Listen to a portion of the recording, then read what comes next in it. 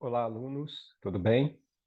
Vamos dar continuidade à nossa aula sobre variedades linguísticas. E nós falaremos agora sobre níveis de linguagem, diferentes níveis de linguagem. Voltando aqui.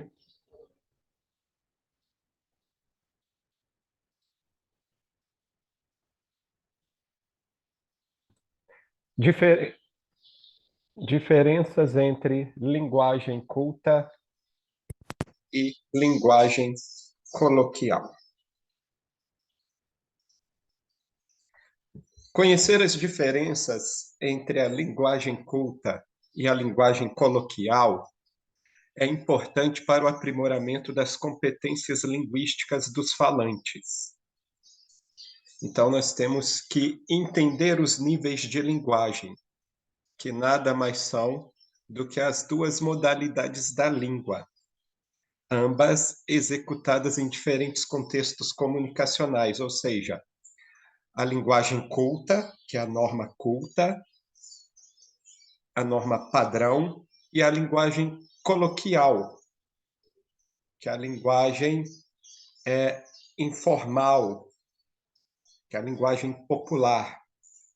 Linguagem culta é a modalidade responsável por representar as práticas linguísticas embasadas nos modelos de uso encontrados em textos formais. É um modelo que devemos utilizar na escrita, sobretudo nos textos não literários, pois segue rigidamente as regras gramaticais. A norma culta, ela só é norma culta, né? Ela só é tido como norma padrão por contar com maior prestígio social e normalmente está associada ao nível cultural do falante. Quanto maior a escolarização, maior a adequação com a língua padrão. Aí colocamos aqui até um exemplo da coluna pênalti da Carta Capital. Vou ler um pedacinho aqui para a gente. Venho solicitar a clara e evidente atenção de Vossa Excelência para que seja conjurada uma calamidade que está prestes a desabar em cima da juventude feminina do Brasil. Então percebam, né, o quanto esse texto é formal, né?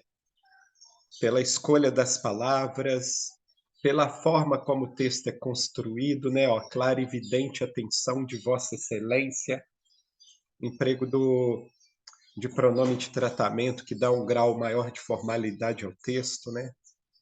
Além da escolha das palavras. Linguagem coloquial é aquela utilizada em nosso cotidiano nas situações em que o nível de formalidade é menor, requer menos monitoramento, requer menos preocupação com com o emprego das regras gramaticais. A linguagem coloquial, a linguagem popular ou ainda a linguagem informal, ela é mais dinâmica, marcada por grande fluidez verbal, já que não existe a preocupação com a norma padrão da língua. São permitidos recursos expressivos da linguagem, como gírias, a abreviação na escrita, né? Que se encontram facilmente nos textos literários, nas letras de música, né? Nos quais se admitem certas licenças poéticas. Colocamos até aqui como exemplo uma letra de música, né? Do Gabriel Pensador, que é a música Até Quando. Percebam aqui, ó, não adianta olhar para o céu, o pro, que é a abreviação, né? Marca da coloquialidade. Levanta aí, o aí, levanta aí que você tem muito protesto para fazer, o aí que é também uma marca da coloquialidade, da oralidade.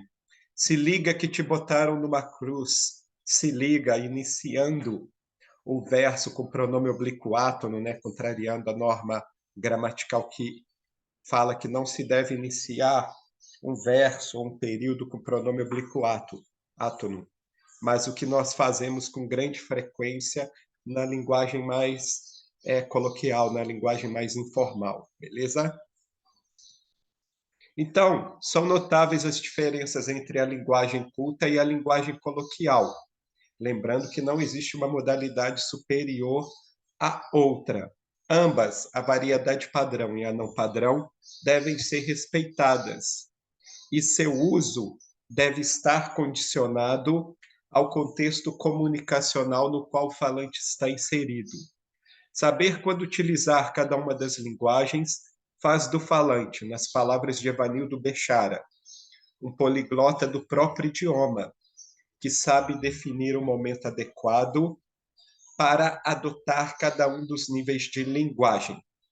Ainda dentro do assunto, vamos ver a diferença entre texto literário e texto não literário. No texto literário, né, exemplo de textos literários, romance, conto, crônica, letra de música, né? E exemplos de texto não literário, nós temos o verbete de dicionário, a notícia de jornal, texto de divulgação científica e por aí vai. Bem, o texto literário apresenta linguagem cheia de linguagem subjetiva, cheia de emoções, valores do emissor, e ao emprego da subjetividade.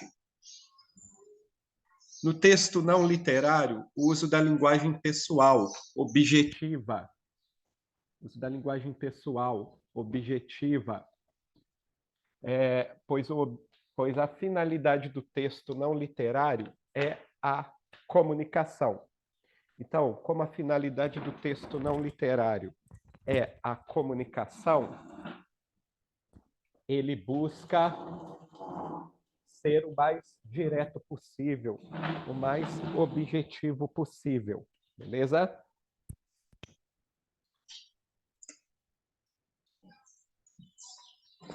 Voltando aqui, no texto literário, emprega-se uma linguagem cheia de conotações, linguagem conotativa, é aquela na qual você emprega as palavras com sentido diferente do sentido literal. O sentido depende do contexto, é uma linguagem plurissignificativa, porque as palavras assumem o significado de acordo com o contexto. Já no texto não literário, a linguagem é denotativa, as palavras são empregadas de forma literal. O texto literário, linguagem poética, lírica, é uma linguagem que busca a expressão. Então, ela recria a realidade com objetivos estéticos, né? Já no texto não literário, busca-se representar a realidade tangível, a realidade da maneira como ela se mostra. Por fim, texto literário busca a expressão. O texto não literário busca transmitir uma informação.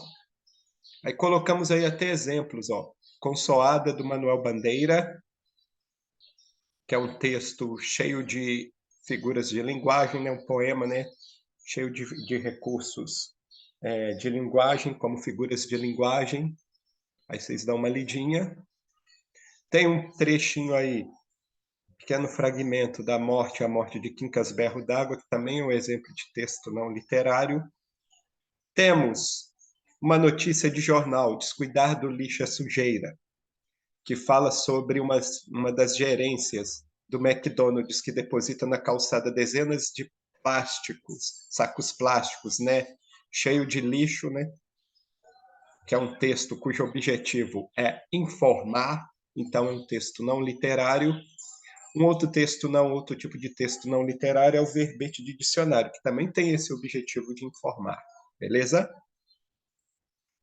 Então, passemos para a resolução de uma questão Enem.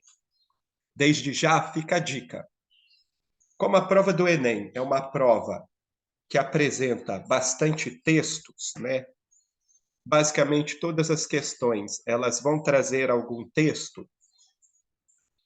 Então, fica inviável a gente tentar ler todos os textos para a realização da prova.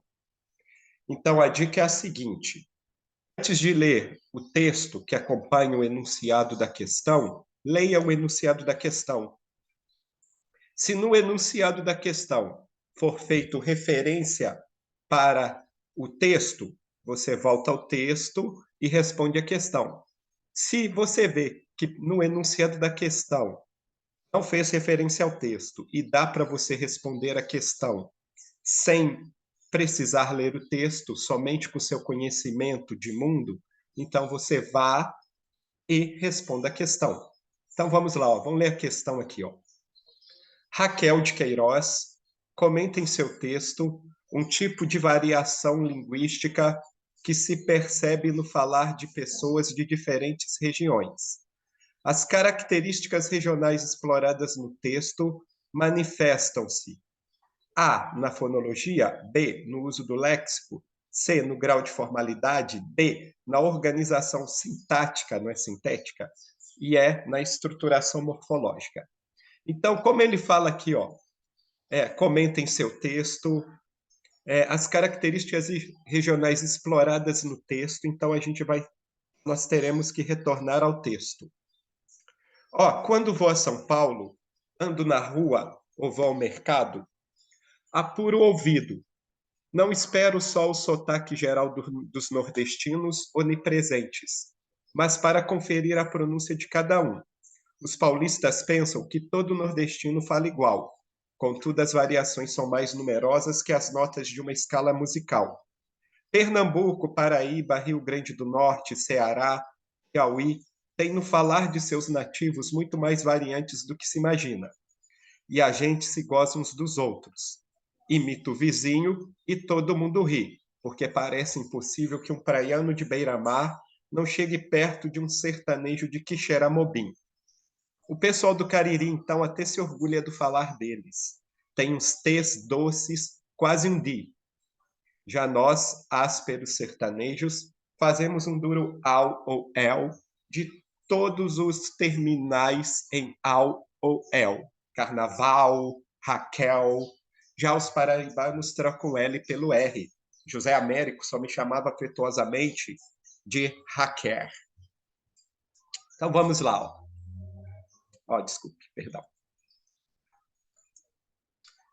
Então, as características regionais exploradas no texto manifestam-se aonde? O que que o texto fala para a gente? Fala para a gente que quando a autora caminha por São Paulo, na rua ou no mercado, ela consegue perceber a distinção na pronúncia de cada um dos nordestinos, o que para os paulistas parece tudo igual. Ela, pelo fato de ser também nordestina, ela consegue perceber as nuances no falar, nos diferentes variantes do falar de seus nativos, né? Então, ela coloca aqui para a gente, né?